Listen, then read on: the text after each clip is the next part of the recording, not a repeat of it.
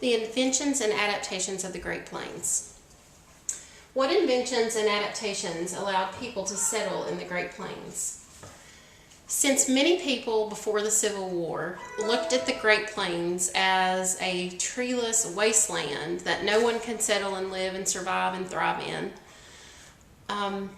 we had to reform people's ideas and prove that people could actually live there. So once settlers took advantage of the Homestead Act and were given, or practically given, besides the registration fee, 160 acres of land and plots for each individual homesteader, they began adapting to the land and using resources that they had to meet their needs. And also, inventions were created to help them live and survive in this area so that it was not looked at as a treeless wasteland, but as this huge, vast area to be settled. So we have 8 inventions and adaptations that we have to know. First is the barbed wire. Barbed wire is very visible, but we might not pay attention to it to and from school.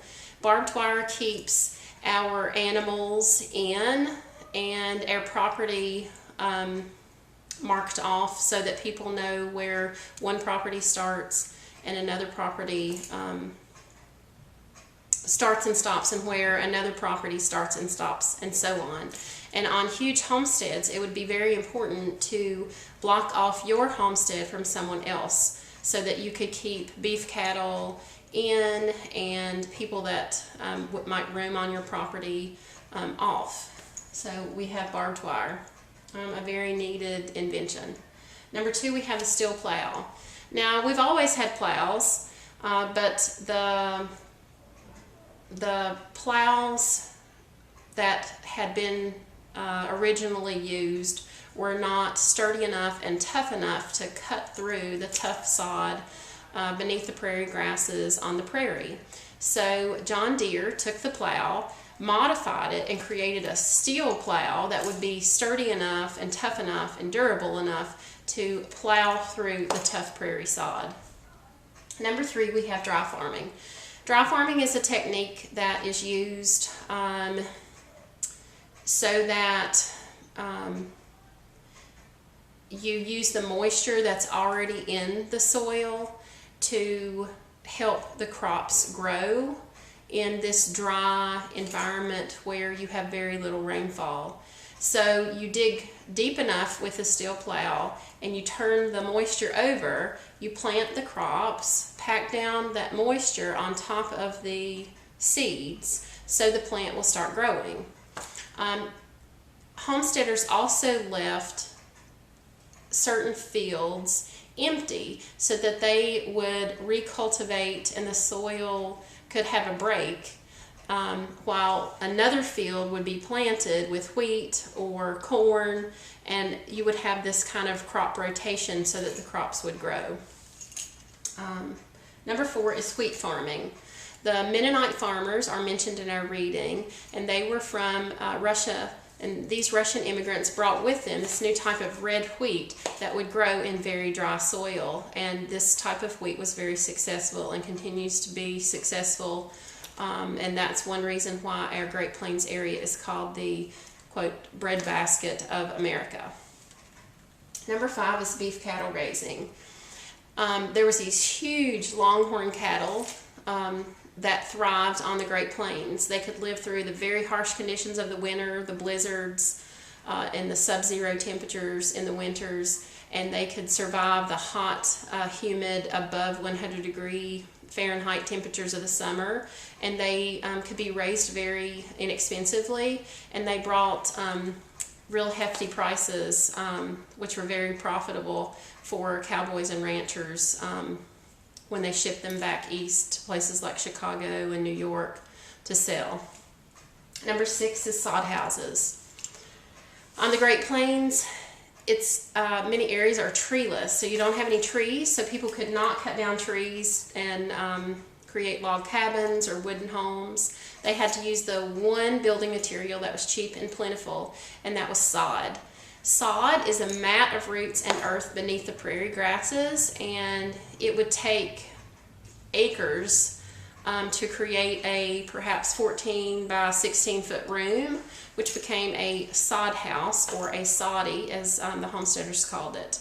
So they would take the sod, that top layer of earth, and they would cut it into bricks, and they would build their homes out of it. And as you can imagine, these homes were very wet when it rained and muddy, and critters would come out, and they might have bed bugs or little bugs that are housed in that top layer of soil or earth called sod.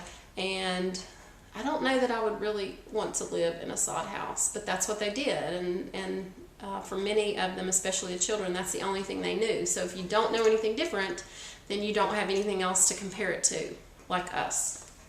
Number 7 is the windmill. The windmill was very important for several reasons, but the main reason was to get water. You would have to dig way down deep in the ground until you ran into water, and you would have to encase it with wood, of course, which would have to be shipped back from the east perhaps, and you would encase it with a well, and on top of it you would have a windmill that would pump the water to bring that life-giving necessity that we need to hydrate our bodies and to cook with and to water our animals with. People were very conservative, and if you didn't have enough money to build a well and put a windmill over it, then you maybe had to travel for miles to the nearest homestead next to you that perhaps had a well and a windmill that you could borrow from their water supply, or maybe you were close to a creek or a river so that you were able to keep water, because you have to have water to survive. A gnat in here, sorry. Okay, another reason for windmills is if you're in the middle of nowhere and all of a sudden you see this tall structure pop up, then you know that there's a homestead very close to you, and you might be able to get help or a warm meal or an overnight stay. People were really helpful, and they helped their neighbors out, and maybe even strangers that were just passers-by. And finally, none of this would be possible without the railroad. With the Transcontinental Railroad, we have an abundance of things happening, and settlements happening, and people transporting supplies, and of course carrying people to and from each side, on the west side and the east side of the country. And once the Transcontinental Railroad was completed, it made travel and transportation of people and resources faster, easier, and more convenient. And it was also safer. And so because of these 8 reasons, we move from thinking about the Great Plains as a treeless wasteland to this huge, vast area to be settled. Okay, several years ago, a buddy of mine and I, a teacher friend that teaches history in another county, created this song, and it's called Out on the Great Plains, and it has all of your reasons for migrating west. It has some physical features and climate of the Great Plains, and it has all 8 inventions and adaptations of the Great Plains. And even though I feel like I can't carry a tune, I'm going to try to sing it. It is sang to the tune of On Top of Old Smoky. Here we go. Out on the Great Plains, all covered with sod, men move their whole families with a blink and a nod. Free land was a callin', adventure galore, a new beginning for many, for slavery no more. Gold and silver left many a bust, many a misfortunes were buried in dust. Flatlands and dust storms, little rain and few trees, made life a challenge for all those in need. I told you I couldn't carry a tune. I'm trying though. Technological advances help people get there, including the railroad for reasonable fare. Barbed wire and steel plows make farming a breeze. Beef cattle raising provided their needs. Dry farming produced the wheat. Loaves of bread I love to eat. Without the windmill, no water was drawn. With these inventions, lives were prolonged. Okay, I have 3 things that I want you to go back and look for in your copy of the song. Here we go. You need to, number 1, go back into the song and highlight and number 1 through 4, the 4 reasons settlers moved west. You need to, number 2, underline the 8 inventions and adaptations that were described in this video that allowed people to live in such a harsh environment.